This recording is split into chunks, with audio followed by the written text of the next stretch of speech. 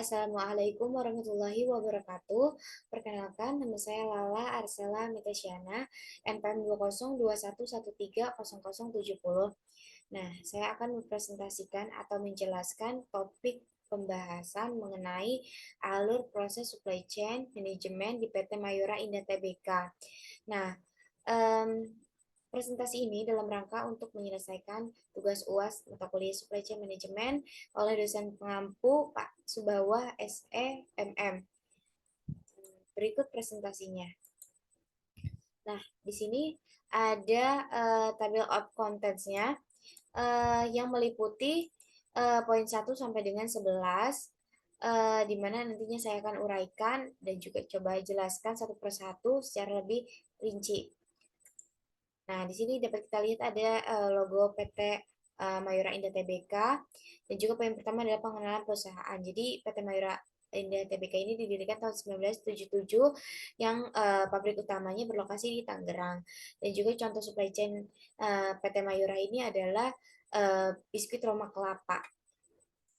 Nah, di sini ada alur proses supply chain management divisi biskuit Roma Kelapa. Di sini ada dua gambar. Yang pertama itu gambar secara keseluruhan, yang dimana dari proses bahan baku, dari penghasil aluminium, penghasil tebu, penghasil garam, penghasil tepung, dan seterusnya akan dikirimkan ke supplier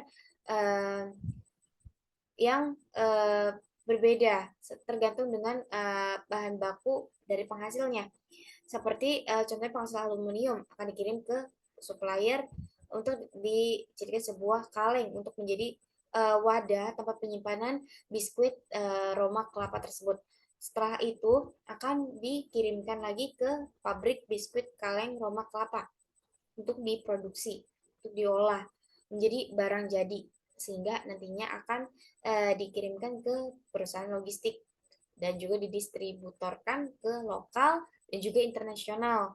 Yang lokal itu supermarket, grosir, pengecer, dan juga yang internasional itu pasar internasional. Hingga nantinya ada tahap akhir si konsumen akan merasakan atau mendapatkan produk biskuit Roma Kelapa tersebut.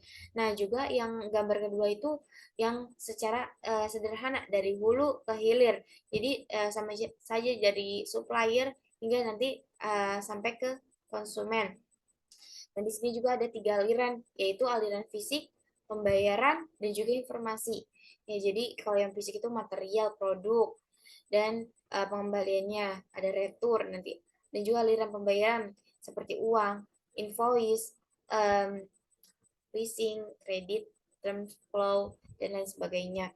Ada juga aliran informasinya dari mulai kapasitas, jadwal pengiriman, order, dan penjualan yang ada di PT Mayora Indah Tbk tersebut. Nah, juga yang poin kedua itu adalah pemahaman produk. Jadi PT Mayora ini memiliki 6 divisi untuk produk yang berbeda dan juga terintegrasi yang pasti. Jadi mulai divisi yang pertama biskuit dengan produknya Roma Kelapa, selai oleh dan sebagainya. Ada juga kembang gula, kopiko milko, dan variasinya juga wafernya seperti beng-beng, beng-beng Mac, dan variasi lainnya. Juga ada divisi coklat, produk yang dihasilkan adalah coki-coki, ada kopi, dan juga produk yang dihasilkan itu kemasan seperti Torabika, cappuccino, dan lain sebagainya. Ada juga makanan untuk kesehatan, divisi makanan untuk kesehatan yang produknya adalah energen sereal dan lain sebagainya. Juga yang poin selanjutnya adalah pengembangan produk. Jadi ada 2 strategi yang dimiliki oleh PT Mayora Indah Tbk yang saya kutip atau juga ambil dari sebuah jurnal atau sumber artikel, bahwa strategi tersebut yang pertama itu divisi HR menciptakan beberapa program pengembangan di berbagai bidang, misalnya teknologi untuk menjaga kualitas produk. Jadi seperti contohnya itu menggunakan mesin berteknologi modern. Nantinya produk yang dihasilkan tuh lebih banyak, lebih kualitasnya lebih baik, dan juga aman tentunya. Nah, juga ada strategi yang kedua, yaitu PT Mayora menjual produknya dengan strategi pembagian segmen sesuai dengan kebutuhan konsumen. Jadi, contohnya PT Mayora bekerja sama dengan rumah sakit untuk sebagai segmen satu untuk memasarkan produknya agar dikonsumsi oleh pasien yang sakit untuk pemulihan. Itu sangat bermanfaat. Tuh. Yang selanjutnya ada manajemen produksi. Jadi PT Mayora ini khususnya divisi biskuit menerapkan sistem make to order, pembuatan setelah pemesanan. Jadi untuk pemenuhan kebutuhan konsumen yang perencanaan total produksinya per harinya diatur oleh Departemen PPIC. Selanjutnya itu ada manajemen persediaan inventorinya. Jadi PT Mayora ini menetapkan jumlah rata-rata persediaan barangnya sesuai dengan masing-masing barang dan juga kemampuan jualnya. Apakah tinggi atau malah lebih rendah gitu. Maka harus menerapkan prioritas. Dan juga ada safety stock yang digunakan PT Mayora ini menggunakan persediaan 2 kali dari target penjualan. Jadi adanya cadangan seperti itu.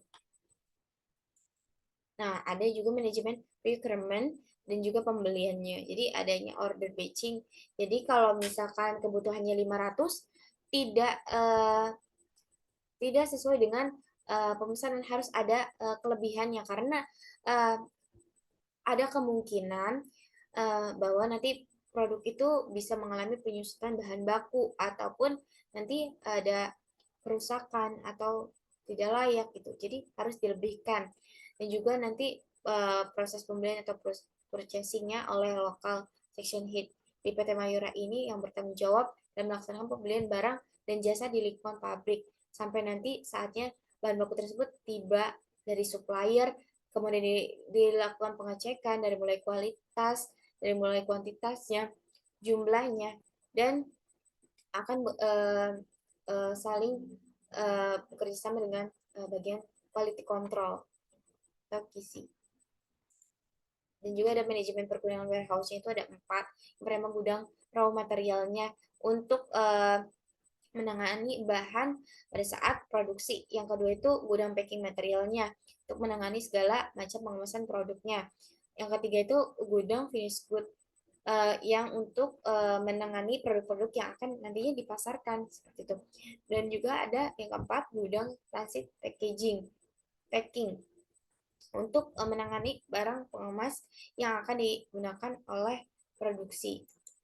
Nah, di sini juga ada manajemen distribusi. Dan jadi dari PT Mayora sebagai produsen akan didistributorkan ke 3 tingkatan. Yang pertama itu distributor lokal dan internasional. Yang kedua itu supermarket, grosir dan pengecer. Baru setelahnya akan dijual dan oleh penjual tersebut. Kemudian baru konsumen dapat membeli dan juga merasakan produk dari PT Mayora tersebut, yaitu berupa biskuit Roma kelapa. Nah, di sini juga ada proses pemesanan, pembayaran, delivery, order, atau pemesanannya. Jadi PT Mayora itu bekerja sama dengan e-commerce, seperti Lazada, Shopee, dan juga Tokped. Ada juga yang payment-nya untuk pembayarannya itu bisa menggunakan sistem kredit ataupun jatuh tempo. Tentunya harus ada juga bekerja sama dengan jasa perbankan. Dan juga proses delivery. Jadi setelah misalkan ada orderan dari website-nya PT Mayora atau by email, maka akan melakukan proses pengiriman dengan mengambil barang di gudang terdekat seperti itu.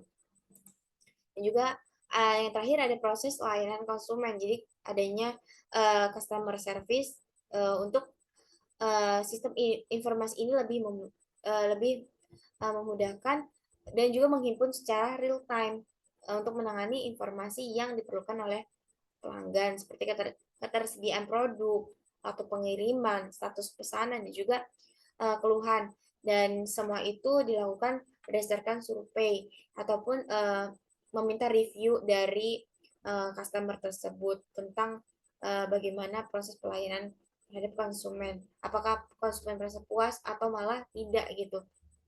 Jadi nanti bisa dilakukan evaluasi. Nah, sekian yang bisa saya presentasikan. Wassalamualaikum warahmatullahi wabarakatuh. Terima kasih.